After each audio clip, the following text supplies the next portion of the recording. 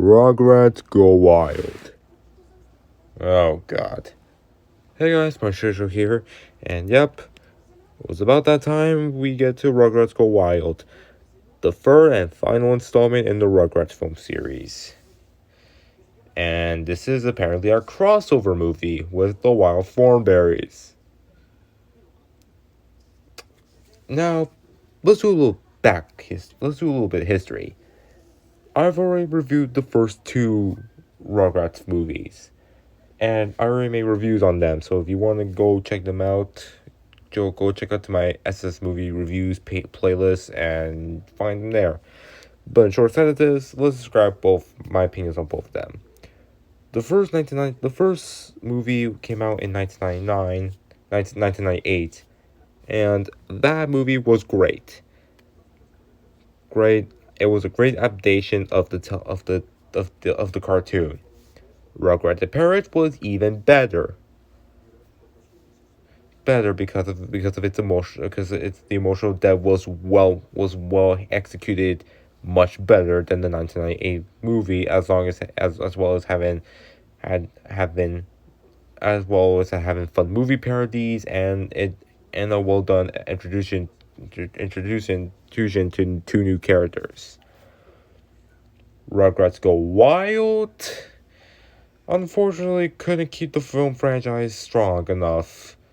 And I honestly cannot believe this film was that bad.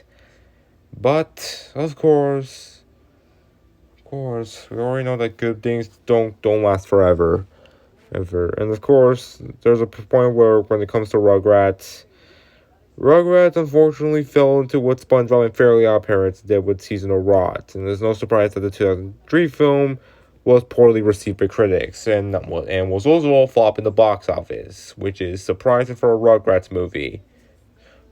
Which is surprising for Rugrats since most of their movies make over $100 million. Hell, the 1998 movie was the first non-Disney animated film to gross over $100 million.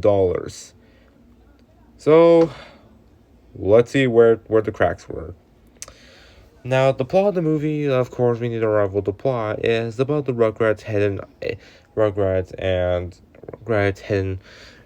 to vacation in Asian, and which was supposed to be and Stu apparently said it was originally going to be the Lipschitz suits, the ship, the cruise. Unfortunately, they're taking his old boat, so yeah, he basically lied to them. However, the family, all families end up getting shipwrecked into an island. There's an island. Oh wait, where do we have seen those before? And of course, they meet up with the Wild Thornberries, who are also in the area, and their plot surrounds that they want to do fun activities, but their parents are too busy. That trope. So now the Rugrats family, have to find out how to get back home. So, yeah. Tell me again if you haven't heard those plots trope already. They play out the exact same. If you already watch a movie where characters get stranded on a deserted island, you can already tell what's gonna happen. And of course, Rugrats Go Wild does not make that trope any better. In fact, makes it even worse. And also, we got the whole kids want to do this with parents, but parents are too busy trope, and it goes like the exact same with the Wild Thornberries. Oh my god, movies need to make up new tropes. Stop doing with these, having cartoons have these tropes that have already been done before. Oh my god. Well, I will admit, there are some step ups from the movie, like the fancy at the beginning was enjoyable, as well as the animation being good here. However, the animation also it has some issues. Yes, the animation's so good, but there are times where it can look off, especially at the beginning. As the characters can look off-putting at times. And I'm saying, oh yeah, I'm gonna be an unpopular opinion, but I honestly feel like I actually kind of enjoyed the scene where they end up getting where the wave ends up destroying the boat, destroying the boat. But although that CGI wave doesn't age well, isn't really well animated that and probably hasn't aged well. But it doesn't matter. But of course, great animation, good animation does not save a bad movie. It does not save a movie because we gotta get to the issues the film has. Like I said, and let's just get some out of the way. So apparently, Stu ends up lying to the family that they apparently were taken on the cruise. However, they're actually gonna take him on the boat. So I think he basically lied on that. I think that's what he lied on. And of course, we need to have some scenes where where the old parents are bickering. Do you know why? Do you want to know why the first two Rugrats phones work? It's because they were actually because some of them were actually. It's because some of because those films didn't have. But you want to know why those phones worked? It's because they actually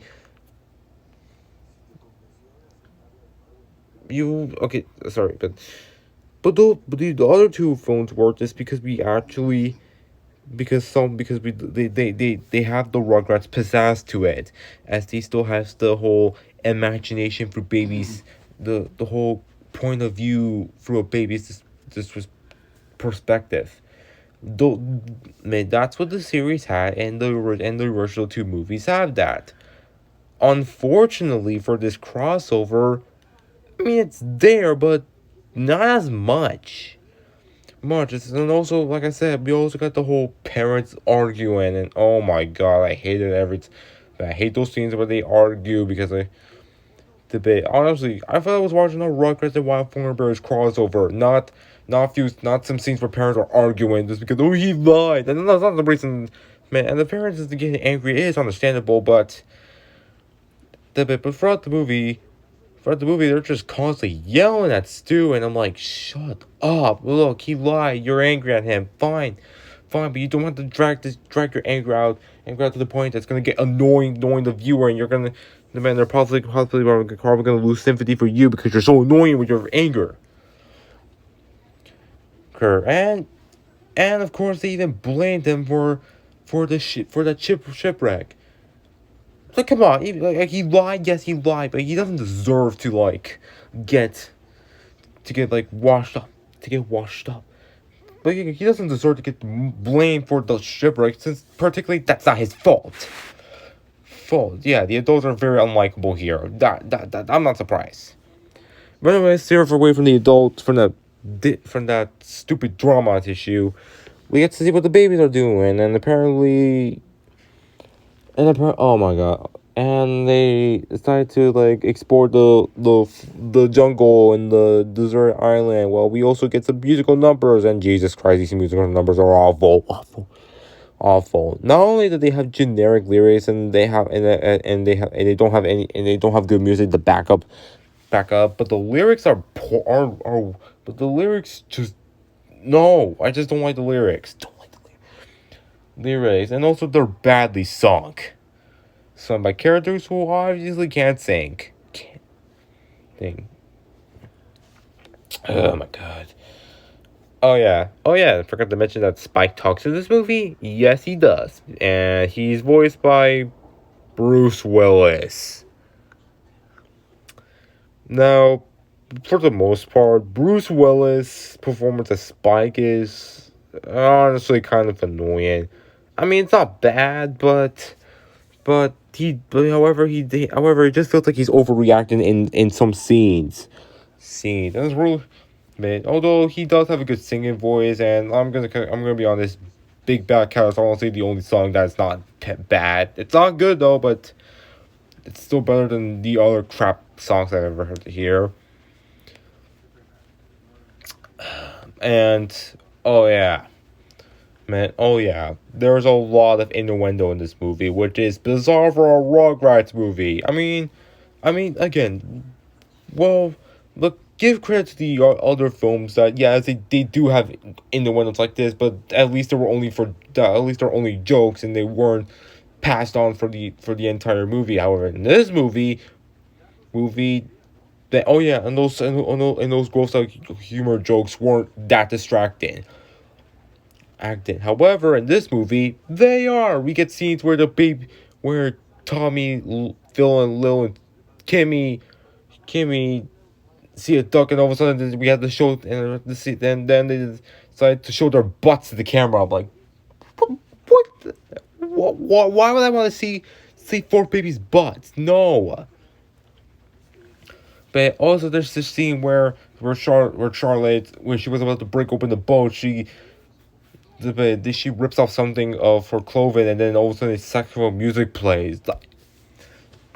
It plays. Oh yeah, and then there's the infamous scene where Dill licks Phil's feet, and then the snot bubble.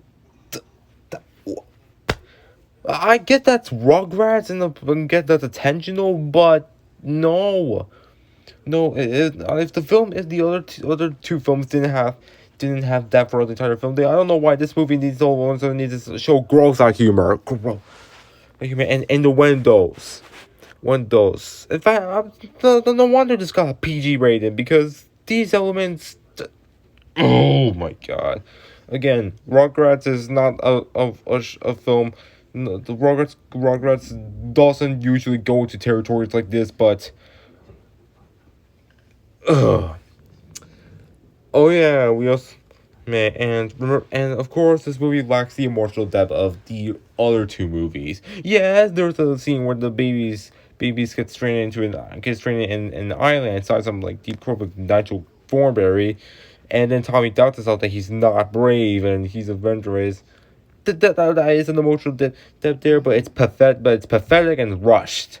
Unlike the other two films that actually took time with their emotional depth, well, this one feels rushed without any effort put into it. Oh, and speaking of natural thornberry, Harvey, this apparently the whole the whole plot surrounding him is that he has amnesia because he fall and he lost his memory, and oh my god, where do we have seen that before? But I don't even get into that. But then there's the biggest issue with this movie. I think the biggest issue with Rugrats Go Wild is that for a crossover movie, the Rugrats and Wild Thornberries hardly interact with each other. I mean, sure, Spike. There's some scenes where Eliza tries to find the babies for Spike, and then there's the whole scene where where Angelica's older sister has some scenes with Angelica. I look up and there's this whole scenes where Donnie and Chucky, but that's it. And the only time they do interact is at the end of the movie. So basically, we're just seeing in the windows badly sung musical numbers and annoying and we went through all those negative stuff for and I'm also expecting a crossover. But if you take out the wild thornberries, everything will still be the same. It's just that they just shoehorn the wild thornberries in, despite the fact that the both cartoons don't even interact. And I will admit the scenes with where the Rugrats and Wild Thornberries do interact are the best parts. But there are less scenes with them interacting, which makes this movie kind of misleading. Apologize for the story, but overall, Rugrats Go Wild is a terrible movie. Terrible movie to end off the franchise. The animation's good, but can be off points. The songs are horrible. They had overused jokes of overuse of windows, where they're but annoying fighting from the adults. Bruce Willis' voice acting's feeling a bit off, and Man, and the title be misleading since the Rugrats and the Thornberrys hardly even interact. Overall, I'm giving this movie a 3 out of 10. And I recommend you go back and rewatching the first two Rugrats movies because you'll find more enjoyment from there to here. But Rugrats Go Wild is Rugrats at its worst. But anyways, guys, I still have a lot of respect for Bruce Willis, considering what he's going through. I'm just hoping that Bruce Willis makes it through his diagnosis, I found out a long time ago. So hopefully Bruce Willis will get better with his condition. So yeah, I just want to say that. So, anyways, guys, that's it for my review. Rugrats Go Wild, 3 out of 10. Just we're done here. Anyways, guys, thanks for watching. Please subscribe to the channel, and I'll be sure to post more movie reviews. And yeah, take care, and I'll see you guys next time. Merry Christmas.